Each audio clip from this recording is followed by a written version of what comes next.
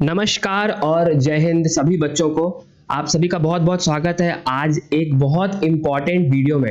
ठीक है, आज हम लोग बहुत इंपॉर्टेंट चीज डिस्कस करेंगे। कल हम लोग का जेई मेंस का सेशन 1 हुआ था, सेशन 2 हुआ था, डे 1 जो है कंप्लीट हो चुका था पेपर का। ठीक है, तो जल्दी से हम लोग इस वीडियो में क्विक एग्जाम एनालिसिस करेंगे कि एग्जाम पेपर कैसा रहा है, बच्चों का एनालिसिस क्या कहता है और मार्क्स वर्सेस परसेंटाइल, ठीक है, वो दोनों शिफ्ट्स में कैसे रहने वाले हैं इसको हम लोग लास्ट तक देखेंगे। ठीक है, तो जल्दी से वीडियो को जुड़ जाओ, जल्दी से चैनल को सब्सक्राइब कर लो। हम लोग स्टार्ट करेंगे विद वेरी फर्स्ट थिंग है जो है हम लोग का डे 1 शिफ्ट 1 का एग्जाम एनालिसिस। ठीक है, एक जो हम लोग का पहला दिन था, जो पहला शिफ्ट था 9 से 12 का 2 अप्रैल 2026 में, उसमें हम लोग का पेपर कैसा रहा है उसका जल्दी से एनालिसिस करो। देखो बेसिकली ओवरऑल आप लोग एक बात मान के चलो कि जो पेपर है ना इस बार जनवरी से इजियर आया है। ठीक है, बच्चों का ये ऐसा कहना है कि उनके अकॉर्डिंग है कि इस बार जो पेपर है वो जनवरी से आसान आया है। ठीक है, तो जनवरी से आसान आया है तो कहीं ना कहीं आप लोग मान सकते हो कि कट ऑफ जो है वो परसेंटाइल इस बार हायर होगा। ठीक है, तो उसी हिसाब से हम लोग जल्दी से डिस्कस करेंगे। हम लोग का जो फिजिक्स पेपर बोलता है, ठीक है, फिजिक्स पेपर बताता हूँ। फिजिक्स पेपर कहीं ना कहीं इस बार हम लोग बोल सकते हो इजी से मॉडरेट के बीच में था। ठीक है, डुएबल था। लोग बच्चे बोल रहे हैं कि पेपर डुएबल था, बट ये उनसे सॉल्व हो रहा था, टाइम भी हो रहा था। ठीक है, तो वो सब सारी चीजें थी। पहला फिजिक्स का बात हुआ। दूसरा हम लोग अगर केमिस्ट्री की बात करें तो इस बार भी उसने हम लोग को हैरान नहीं किया, जस्ट लाइक जनवरी में क्या था कि क्वेश्चंस नहीं बन रहे थे, थोड़ा थोड़ा क्वेश्चंस में प्रॉब्लम आ रहा था, लेकिन इस बार वैसा नहीं है। अभी आप लोग के क्वेश्चंस डुएबल थे इस बार। ठीक है, तो इसी के अकॉर्डिंग हम लोग का जो केमिस्ट्री है वो भी इस बार मॉडरेट के लेवल पे कहीं ना कहीं आया है। अगर हम लोग मैथ्स की बात करें तो बच्चों ध्यान से सुनो, मैथ्स में मैथमेटिक्स में भी मॉडरेट से टफ के बीच में हम लोग का पेपर है। ठीक है, टफ से मैं नहीं बोलूंगा क्योंकि लेंदी तो हर बार होता है इस बार, लेकिन क्या था कि क्वेश्चंस बनने वाले थे, मतलब लोगों अटेम्प्ट किया और उनको आंसर आया। ठीक है, समझ में आया। तो इसके कारण जो ओवरऑल जो हम लोग का पेपर बनता है वो बन जाता है कम से कम कहीं ना कहीं मॉडरेट माइनस के बीच में, मतलब मॉडरेट से थोड़ा सा कम है। ठीक है, तो उसके हिसाब से ऐसे रहेंगे। तो अगर मैं आपको थोड़ा सा टॉपिक बता दूं कहां कहां से अच्छा क्वेश्चन पूछा जा रहा है बैक टू बैक, तो हर बार की तरह यहाँ पे देखो सीक्वेंस सीरीज से क्वेश्चंस है। ठीक है, एक क्वेश्चन है वेक्टर 3D से, लगभग 3 क्वेश्चन के अराउंड पूछा गया है।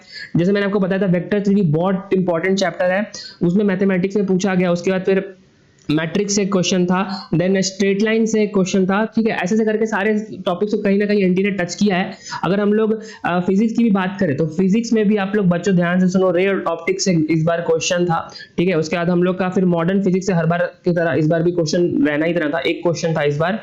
ठीक है, उसके बाद जो इलेक्ट्रोस्टैट्स है, देखो इस बार इलेक्ट्रोस्टैट्स को थोड़ा ध्यान से देखना, इस बार इससे 2 क्वेश्चन पूछे गए हैं। तो बेसिकली 12th पे ज्यादा वेटेज दिया गया है। ठीक है, 11th पे भी था थर्मोडायनेमिक्स से, फिर फ्लूइड से हम लोग का क्वेश्चन था। तो उसके हिसाब से क्या है, हम लोग का जो पेपर है इस बार उसी के आधार पे बना है। ठीक है, तो आप लोग को ये तैयार होकर दिमाग में चलना है कि कैसा भी पेपर आए हम लोग को मैक्सिमम अटेम्प्ट करना है और उसी हिसाब से हम लोग को अपना एग्जाम भी आगे के लिए स्ट्रेटेजी बनानी है। ठीक है, तो केमिस्ट्री की भी हल्की फुल्की बात कर लेते हैं। देखो कोऑर्डिनेशन कंपाउंड, जैसे मैं आपको हर बार बोलता हूं, coordination compound was the most important chapter. इससे कहीं ना कहीं 2 से 3 क्वेश्चन आए थे। ठीक है, उसके बाद हम लोग का केमिकल बॉन्डिंग से भी लगभग 3 क्वेश्चन था। ठीक है, तो ये सब सारे चैप्टर्स हैं जो मैं आपको बताता हूँ कि इनऑर्गेनिक पे फोकस था, उसके कारण ये केमिस्ट्री जो था आसान बना है। मतलब लोगों का 30 मिनट्स 40 मिनट्स में भी पूरे के पूरे मतलब 20 से 22 क्वेश्चन भी बन रहे हैं केमिस्ट्री में। ठीक है, तो ये हम लोग का पेपर 1 का एनालिसिस है, 02 अप्रैल सेशन 1। ठीक है, इसका एनालिसिस देखो तो कहीं ना कहीं मैं आपको जैसे बता रहा हूँ कि मॉडरेट माइनस पेपर रहा है, तो उसके हिसाब से जो हम लोग का मार्क्स वर्सेस परसेंटाइल बनता है वो भी आप लोग एकदम ध्यान से सुन लो कैसा रहने वाला है। ठीक है, जैसे कि मैंने आपको बताया थोड़ा सा मॉडरेट माइनस में पेपर था, तो जनवरी के मुकाबले इसमें सेम परसेंटाइल के लिए आप लोग को हायर मार्क्स लाना पड़ेगा। ये समझ में आ रहा है, क्लियर हो रहा है, क्योंकि पेपर हम लोग का थोड़ा सा आसान था। तो अगर 99 परसेंटाइल की बात करें तो आपको कहीं ना कहीं 180 प्लस स्कोर करना ही पड़ेगा। 175 180 से ऊपर रहेगा तो आप लोग का 199 परसेंटाइल बनेगा। ठीक है, 98 परसेंटाइल सुन लो, वो 165 पे जाएगा, फिर 155 पे जाएगा हम लोग का कितना 97 परसेंटाइल। 96 परसेंटाइल के एक कहीं ना कहीं 145 प्लस रखना पड़ेगा। 95 के लिए 135 प्लस रखना पड़ेगा।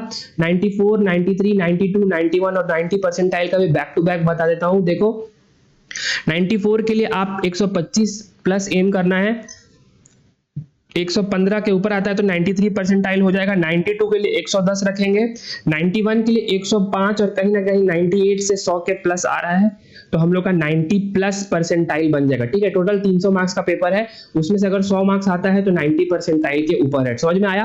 तो ये हम लोग का टोटल एनालिसिस था, मतलब क्विक एनालिसिस था basically for JEE main session 1 paper 1, ठीक है। पहले दिन का पहला सेशन का ऐसा कुछ एनालिसिस था। ओवरऑल कैसा पेपर था? ओवरऑल पेपर था मॉडरेट माइनस। समझ में आया? तो आगे का भी थोड़ा बहुत ट्रेंड दिख सकता है कि मतलब ऐसा जैसे जनवरी में लोगों को देखा था कि बहुत हार्ड क्वेश्चन था, इस बार क्या था, लेंथी क्वेश्चन के अलावा थोड़ा थोड़ा इजियर था, जिससे हम लोग का पेपर बना है, ठीक है। तो इसी तरह से आगे भी एम कर सकते हो कि जो हम लोग के आगे बच्चे जो एग्जाम देने वाले 4 तारीख को देने वाले, 5 तारीख को देने वाले, तो आप लोग इन सारे टॉपिक्स पे जो मैंने बताया उस पर स्पेशल फोकस तो रखना ही रखना, बाकी सारी चीजों को मेंटेन करके चलना, ठीक है। समझ में आया सेशन 1 का? जल्दी से सेशन 2 की भी बात कर लेते हैं। सेशन 2 कब था? सेम तारीख को था 2 अप्रैल 2026, जहां पे हमारा जो टाइमिंग था एग्जाम का था वो से 3 से 6 PM डे 1 शिफ्ट 2। समझ में आया? तो इसके हिसाब से पेपर कैसा था वो भी आप सुन लो। Paper was on a medium level, ठीक है, मॉडरेट, मतलब पेपर 1 से थोड़ा सा टफर था बोल सकते हैं। तो इसमें हम लोग का क्या है, मार्क्स थोड़ा कम पे भी काम चल जाएगा। प्रीलिमिनरी पेपर एनालिसिस करते हैं, simple direct to the point आऊंगा, आप लोगों का टाइम वेस्ट नहीं करूंगा। फिजिक्स देखो, केमिस्ट्री देखो और मैथ्स देखो, ठीक है। तो बेसिकली फिजिक्स का लेवल कैसा था, केमिस्ट्री का लेवल, मैथ्स का लेवल सब बताता हूं। फिजिक्स कैसा था इस बार? मॉडरेट माइनस कहीं ना कहीं था, ठीक है। मॉडरेट माइनस था, मतलब थोड़ा सा आसान था कह सकते हैं। इजी से तो ऑब्वियसली थोड़ा टफर था, लेकिन मॉडरेट माइनस बोल सकते हैं। लेकिन केमिस्ट्री का था वो था मॉडरेट हो गया था, और मैथ्स भी था कहीं ना कहीं लेंदी था, वो मॉडरेट था, मतलब ये लेंदी के आसपास आप लोग बोल सकते हो, लेकिन डुएबल क्वेश्चंस इस बार भी थे।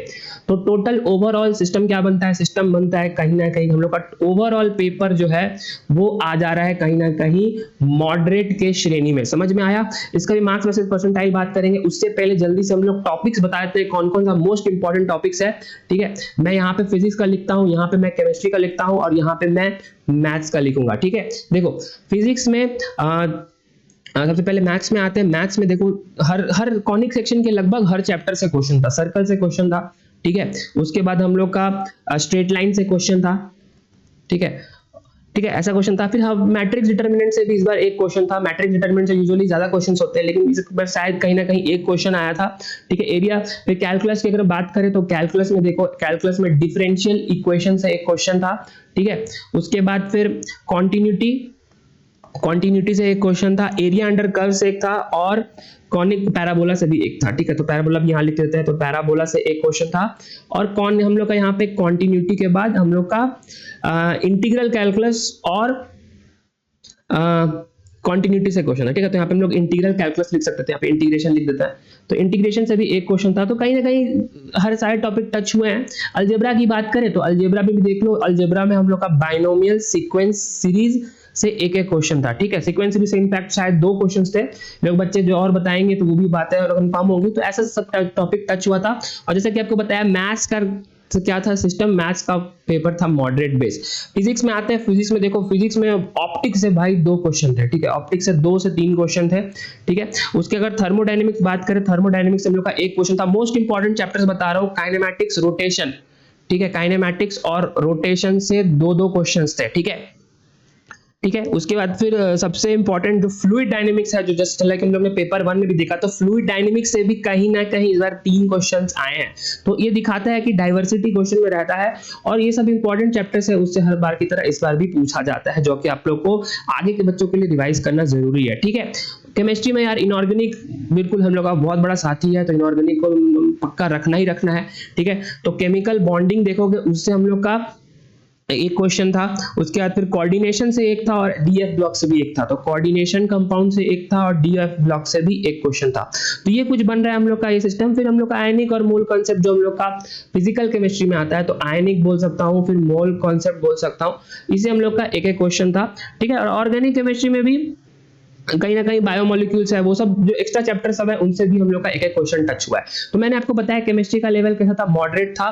फिजिक्स का था मॉडरेट माइनस, और मैथ्स का तो बताया मैथ्स का था मॉडरेट। तो ये हम लोग का प्रीलिमिनरी पेपर एनालिसिस बनता है शुरुआती रुझानों को देख करके।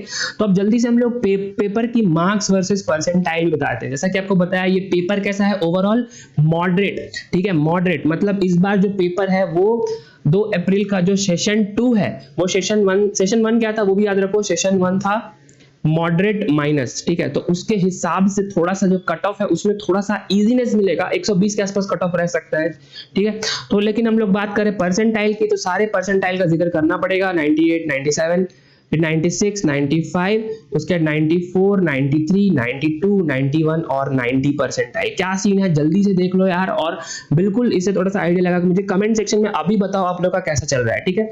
99 पे 180 मार्क्स कहीं ना कहीं, सॉरी 170 मार्क्स के कहीं ना कहीं ऊपर आएगा तो काम चल बन जाएगा।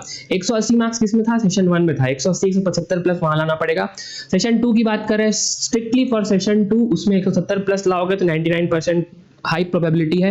98 के लिए 160 प्लस करना पड़ेगा, 97 में 145 150 प्लस करोगे, 96 के लिए आप लोग मान सकते हो कि 132 135 के ऊपर रखना पड़ेगा मार्क्स, ठीक है।